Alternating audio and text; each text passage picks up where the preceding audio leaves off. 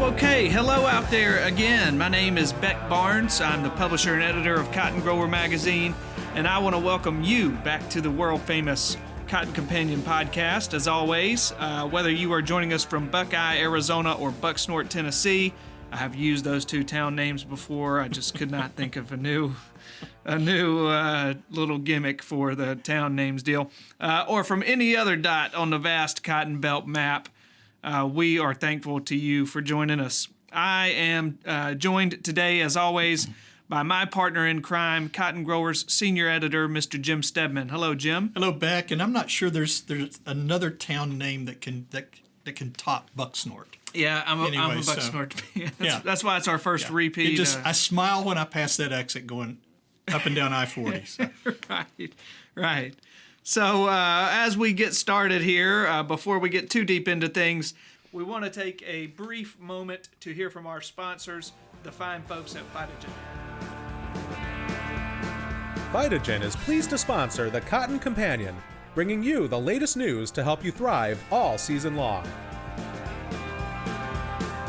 So, all right, well, we hope that you are somewhere warm at the moment. It is currently, actually, I don't know about this moment right now, but as I was getting out this morning, it was well below freezing here in Memphis, and it's one of those clear, cold days, which is actually a welcome sight for us. It's been so gray and drizzly since the new year, really.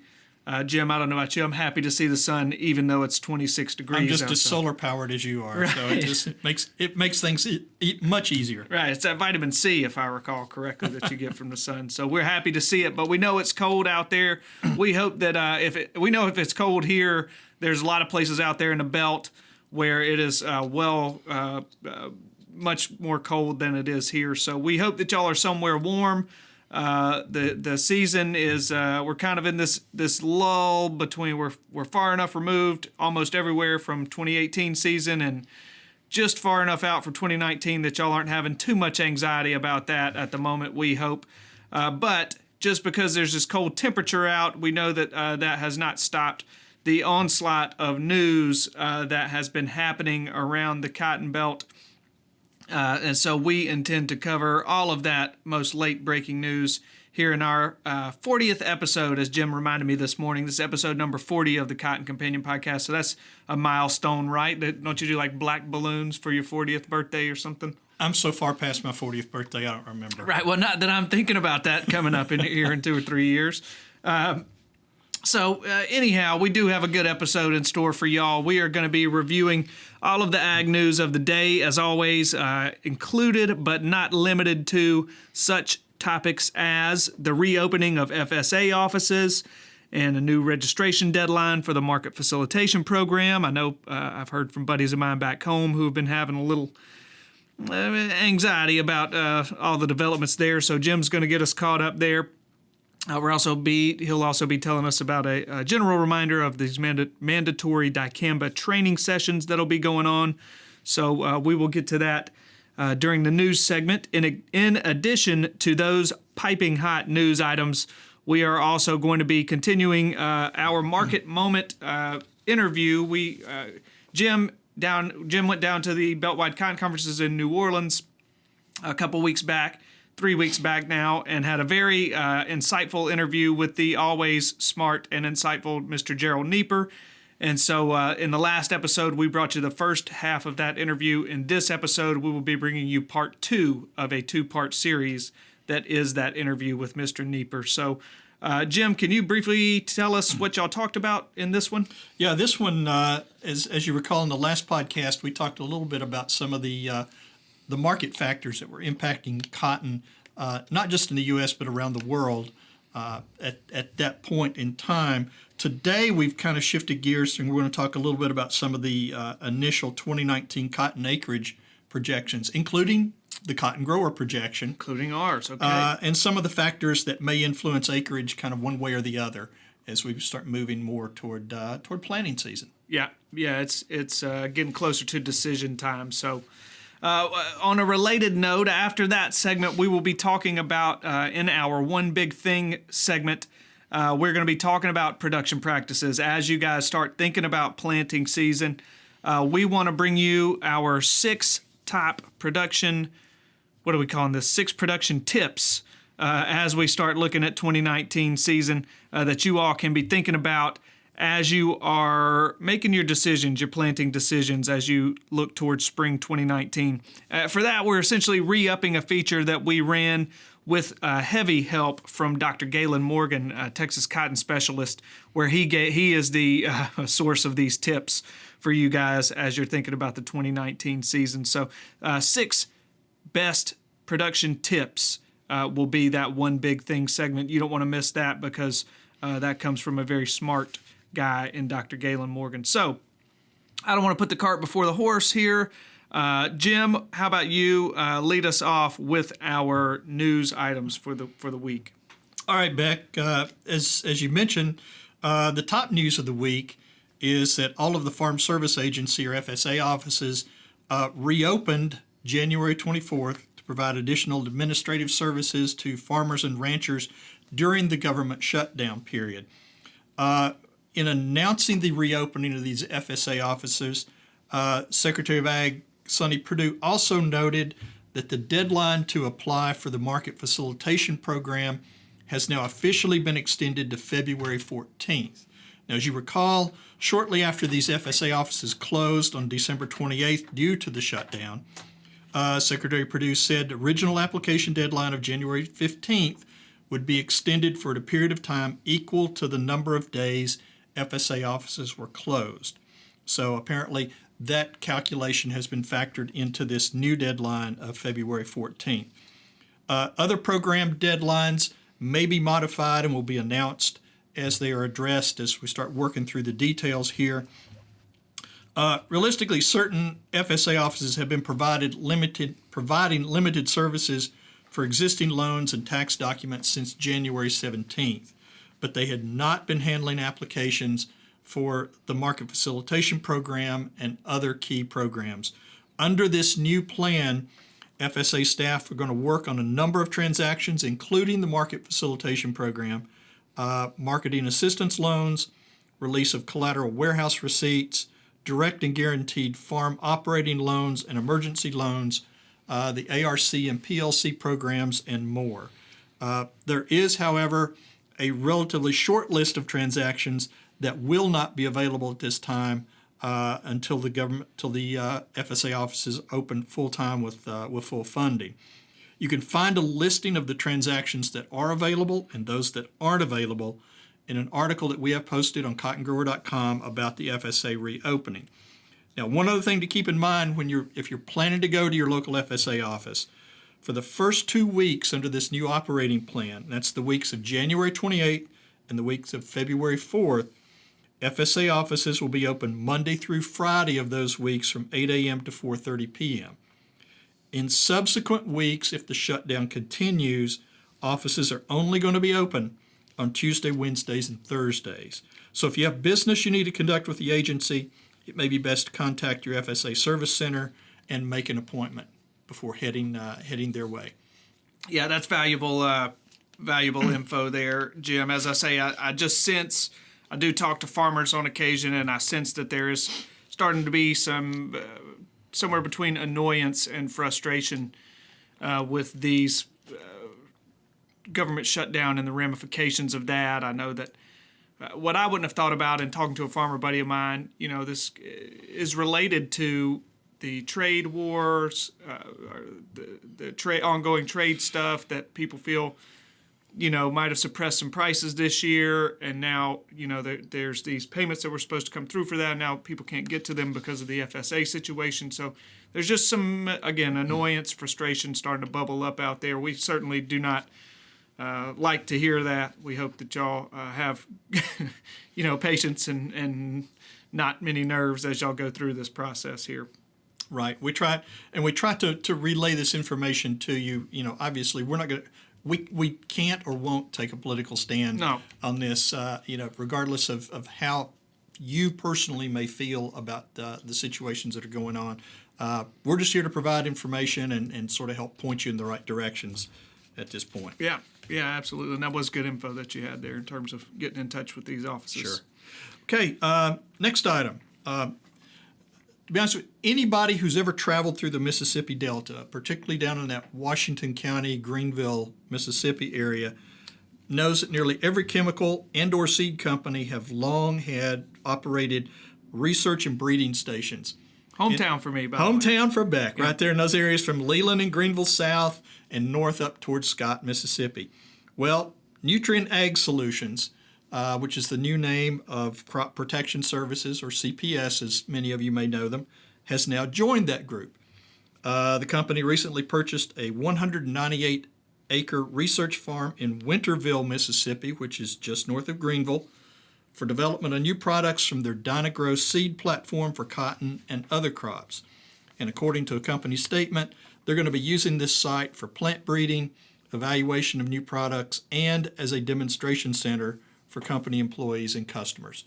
So welcome to the Mississippi Delta in an official function, Nutrien. Yeah, one great thing about Winterville, they were Delta famous for having their signage on the edge of town where, most small towns will have, Greenville, population X amount. I don't know how many people are in Greenville now. Population 35,000. Winterville's sign included the total of horses and dogs and chickens in the town. A great, quirky little Mississippi Delta town. So good for Nutrient Ag, good for the Delta to bring some more business in there. They were probably counting cotton stands too, as far as population. They likely did. Yeah, that's used to be. I don't want to get too wistful, but it used to be a whole lot more cotton down there this year, or these days. It can go either way year to year, but yeah, a lot of cotton down there. Cool. And lastly, since we're kind of moving into the heart of meeting season in the cotton industry, just want to give you a quick reminder that the dicamba training and certification meetings are either underway or will be beginning soon in pretty much every cotton producing state. This training is again mandatory for all individuals applying Extendamax, Ingenia, or Fexapan herbicides in 2019, and essentially anyone who sits in a sprayer seat must attend. It's not just the primary farmer or grower on this. It would also be anyone else on the crew that would be sitting in that sprayer cab applying the product. Also has to go through the training. And individuals who completed the training in 2018 are still required to go back and complete the training again in 2019. So our suggestion here is check with your local extension service office for dates and locations near you. I know most states have a long list of sites and times for these. Plus, as you're moving into getting ready for 2019, we're starting to see more and more of the 2018 cotton variety trial results from each state being available online. These are always good resources for variety comparison and selection as you move toward that final planning stages for your 2019 crop. Here at Cotton Grower, we've added a listing of some of those current reports on cottongrower.com, and we'll be updating that as more and more reports are released over the next few weeks and months. Very good. Yeah, more essential cotton journalism work being done by Jim there, keeping y'all well informed on the results of those trials. So truly, I say that almost chuckling, but I do appreciate Jim's. I know y'all do too. Jim's hard work on that stuff. So I want to thank you. I want to stop you there, Jim. We will pause now to bring you guys a message from our sponsor, Phytogen. Our custom content editor, Robin Sickberg, recently had the chance to sit down with Phytogen brand manager, Mr. Derek Rocca. And so we are happy to hear from those two right now. Hello, I'm Robin Sittberg, custom content editor of Meister Media Worldwide, and I'm here with Derek Rocca, Phytogen brand manager. Welcome to the program, Derek. Hi, Robin. I understand you have some exciting news to share that was announced at the Beltwide Cotton Conferences. We sure do. Earlier this month at the Beltwide Conferences in New Orleans, the Cotton Board announced that Phytogen is the first cottonseed company in the U.S. to partner with Cotton Incorporated's Blue Jeans Go Green denim recycling campaign. And we are really excited to partner with this program. We just feel like it's a great fit for our business. It lines up really well with our core values at Phytogen and Corteva AgriScience. And, you know, at Phytogen, we love to tell the story of cotton And the Blue Jeans Go Green campaign allows us to tell that story really from seed to shirt and beyond, from the time the seed is planted into the ground to the product that is made. And then there's an upcycling opportunity that even extends the natural life cycle of the cotton that's produced. And it's just really exciting for us to be able to go out and to help to tell that story. Yeah, it is. It's great news. And some of our listeners may not be familiar with the program, so maybe you could tell us a little bit about it. Yeah, Blue Jeans Go Green is a program of Cotton Incorporated, and they coordinate recycling drives for denim products across the country. And then the denim that's collected is upcycled into a product called Ultra Touch denim insulation. And each year, Cotton Incorporated donates a portion of the cotton that's collected. They will donate a portion of the Ultra Touch insulation that's produced to local organizations like Habitat for Humanity. What specifically is Phytogen's involvement with the Blue Jeans Go Green? What tactics are you using to actually help the program? With the endorsement of the National FFA organization and support of local FFA chapters, Phytogen is bringing denim recycling drives to local cotton-producing communities across the country. So we've identified some local farm and trade shows and chapters, FFA chapters within 200 miles of those identified trade shows can host their own recycling drives in their local community, collect denim, and then they'll deliver that denim to the trade show. And at the trade show, the FFA chapter that delivers the most number of denim items will receive a $1,500 donation to their FFA chapter. And hopefully you'll get a little healthy competition going on between the FFA chapters. That always is beneficial, helping give some incentive. And if people want to get involved, how would they find out more about how they can do that? Yeah, they can get more information or follow the progress of these denim recycling drives by checking out our Phytogen Facebook page, or they can reach Phytogen on Twitter. And they can always contact a local Phytogen representative in their area. Okay, great. Thanks for telling us about the program. Congratulations on the new involvement, being the first cottonseed company to get involved with it. And thanks for being on the program. Thanks, Robin.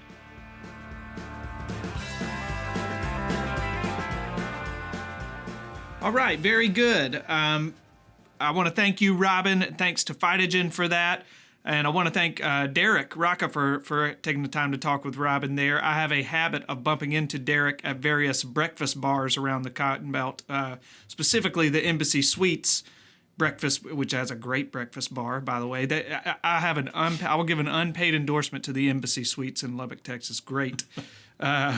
Great breakfast bar that they've got in there. Anyhow, I bump into Derek in that place at least once a year. So I hope he's doing well, and I'm sure I'll be bumping into him soon. Now, we want to keep things rolling here with our Market Minute. Spoke about or mentioned that earlier. This week's Market Minute segment features our old friend Jarrell Neeper. We are bringing you the second part of a two-part interview with Jarrell that Jim conducted down at Beltwide Cotton Conferences, and we'll bring that to you right now.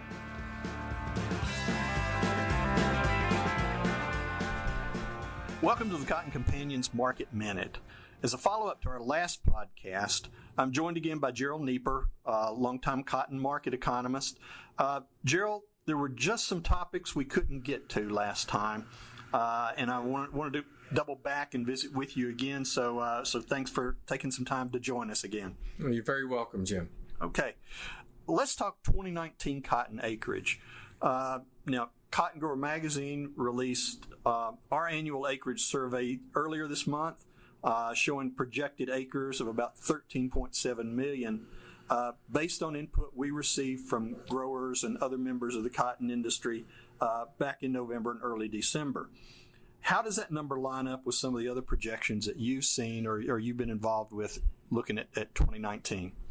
Well, Jim, I haven't seen a lot of estimates. I've seen an estimate, I think, as high as 14.6 million acres. An estimate that I just recently put together here, Pima and Upland combined is 14.2427, something of that nature. I don't have it right off the top of my head, but when I looked at your numbers, I think our big difference is really, I was almost unchanged, maybe a little bit higher in Georgia, and your survey indicated a pretty good drop, around a 300,000 acre drop, I believe, in Georgia, and you were indicating about a 500,000 acre drop in Texas, but a significantly higher number in the Mid-South than where we were, and it's hard to disagree with any of those numbers. I think the big drop in Texas, it was a little bit of a head scratcher to me, and Georgia seeing a reduction in Georgia is not surprising, just because the most recent thing that people remember is, how terrible they feel if they can't get their crop out right now, and you get a sour taste in your mouth on cotton. So maybe the crop comes down a little bit. The big increase in the Delta, I kind of wonder about somewhat. I know that there's some enthusiasm. Growers have expressed some displeasure for soybeans, but I think, I don't know how much cotton acreage can increase with the capacity to harvest and to gin the crop. Mm-hmm. So we'll just have to wait and see on that. But in fact, I think we really need to be below 14 million bales this year because our carryover situation and a potential crop that a 14 plus million acre crop can produce, is going to present some challenges for next year in terms of marketing. Mm-hmm. Now, you look at it like a 14 million acre planting. If that's what we get to, that would equate what? I think some of the initial projections were looking at 23 million bales out of that. Yes, I was coming up with around 23 million, primarily because of Texas had a 42% abandonment this last year. Mm-hmm. So far with their weather situation, their moisture situation, I think that at least initially you can start off with around a 10% abandonment. So that increases your harvested acreage quite a bit. My number, at least right out the bat, is 23.2 million bales. I've heard some numbers as high as 26 million. That's going to present an interesting challenge to move that much cotton, particularly if we're still in this trade environment that we're currently in. Exactly. What other factors could potentially impact acreage between now and planting? Just looking at the current situations and market conditions and things like that. I think guys are still drawn by price, and if the grain prices, if soybeans took off to the upside for some reason, maybe guys will say, well, maybe I don't like soybeans, but it's still better than 72 or 73 cent cotton. I don't like corn, but maybe it's better than. I think the window though for people to start really looking at prices and deciding to make a switch is not real long. Probably maybe only 30 to 45 days at most from where we're sitting right now. Right, because South Texas is going to be going to the field as soon as they feel like they can get out there. Well, South Texas is going to stay with their cotton and grain sorghum rotation, and I don't think that's going to change much. What changes down there? Are they going to be 60-40 or 40-60 cotton, grain, sorghum? Mm-hmm. I suspect that they're probably going to maybe go back to 50-50. They've had some challenges the last couple of years, and the weather has presented challenges all across the southern United States the last 2 years. Exactly. Hurricane Harvey all the way up to what was the name of this last Michael? Yes. So it's a name that will never be used in South Georgia again. There will never be a child named Michael in South Georgia again for a long time. I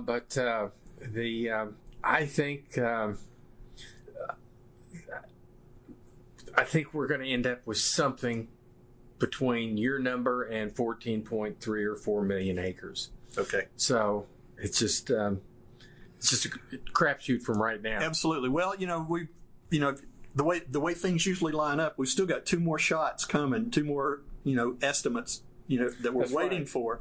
The Cotton Council, I mean, I think that they should have had all of their responses in. I don't think that they put together their estimate, but it'll have to come out here pretty soon because their annual meeting will be Right, around annual the corner. meeting, is like early February, and then USDA, hopefully, Right, into March. if we get everybody back working again in the government.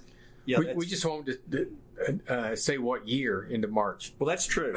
That's probably a really good choice right now. And of course, we say that knowing that the history with the Cotton Companion is we will say something in one episode, and 24 hours later everything will change, again. So maybe by talking about it, we'll get things back on track. Never know. We'll see where we end up on it. Jarrell, thanks again for joining us on this in this little episode of the Market Minute. We'll be right back with more Cotton Companion. All right, so finally, actually, before we get into that, I want to say thank you to Mr. Neeper for taking the time to talk with you, Jim, and another great interview there. We appreciate that. So finally, though, we want to do our One Big Thing segment, which is a segment we do in each episode where we discuss anything under the sun that we choose in cotton. But this week's the thing that we thought would be most valuable to you is this feature that we ran with the help of Dr. Gaylon Morgan. 6 big tips to be considering as you look towards the 2019 planting season. I guess we'll divvy these up. Jim, if you wanted to jump in with the first one, I will follow your lead. Sure. And one thing to keep in mind here is it's like Gaylon Morgan obviously is a cotton specialist for Texas, and Texas was his primary focus in putting these 6 suggestions together. But quite honestly, most of them will carry over to just about any other location in the Cotton Belt as well. So the first suggestion or first tip he has in areas where cotton is going to be planted after cotton. In other words, areas with no crop rotation, says pay attention to pest issues that may occur without that rotation. Get the fields tested for nematodes and soil-borne diseases, and select your varieties accordingly. And strongly consider putting nematode-resistant varieties on fields that have a history of nematode activity. Yeah, and in a year, kind of goes hand in hand with our acreage survey that we did last year. We think there's going to be around 14 million acres of cotton in the Cotton Belt again this year. So that's going to be a scenario that we see often in 2019, cotton behind cotton. So certainly be aware of the issues that arise when you have no rotation like that.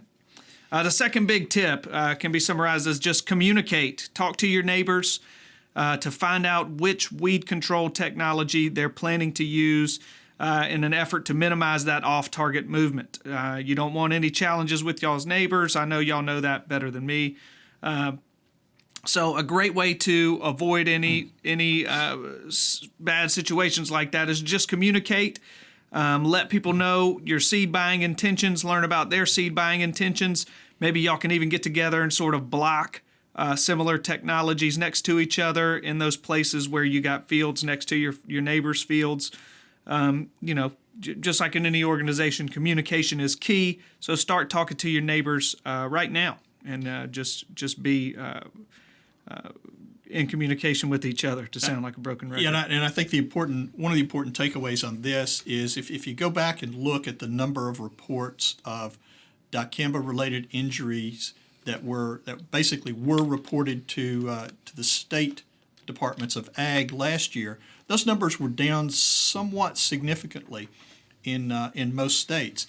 And in talking with Dr. Morgan and other weed specialists about it, a number of them attribute that to the fact that a lot of communication happened on the fence row between growers, and basically where they were able to just kind of work things out without having to go to file a formal complaint or report. And in many cases, by the end of the season, the amount of problems that they had were actually kind of minimized. So always good to stay in touch with your neighbor and keep things in mind. The third tip on this, pay attention to what you have in your sprayer. And I don't mean who's driving the sprayer. I mean what's in the tank there. There was a lot of observed damage in fields last year that was likely part of, or certainly was part of, a self-inflicted wound, as Dr. Morgan put it, of tank contamination. So please know which technology, whether it's XtendFlex, whether it's Enlist, Roundup Ready, Liberty Link, or absolutely no technology, is in each field, and be sure to treat accordingly.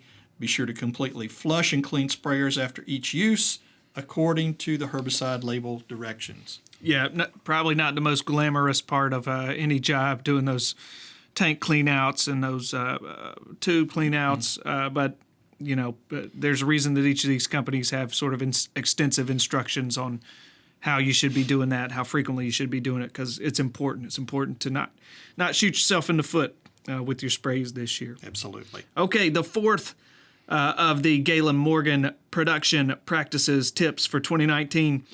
Sample your fields, do some soil sampling, and fertilize accordingly. The main takeaway here is don't be flying blind going into 2019. You need to know where you stand with soil nutrient levels before those planters roll, and soil sampling is the best way to help you guys know what you got out there, and that way you can properly sort of prioritize that nutrient budget. We think that 2019 could be a good year for prices, could be, going to be another big year for acreage.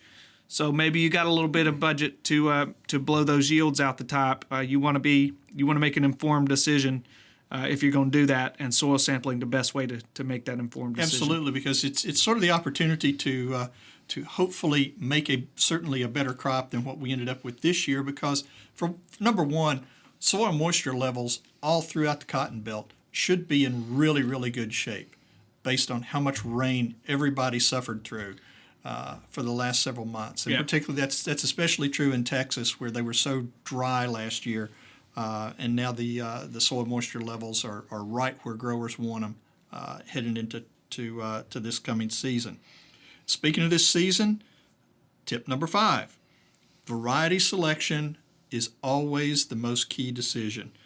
Make sure you look at the variety options as a whole for your fields based on maturity, based on the traits that come in the varieties, based on yield testing results, and the fiber quality package for each variety.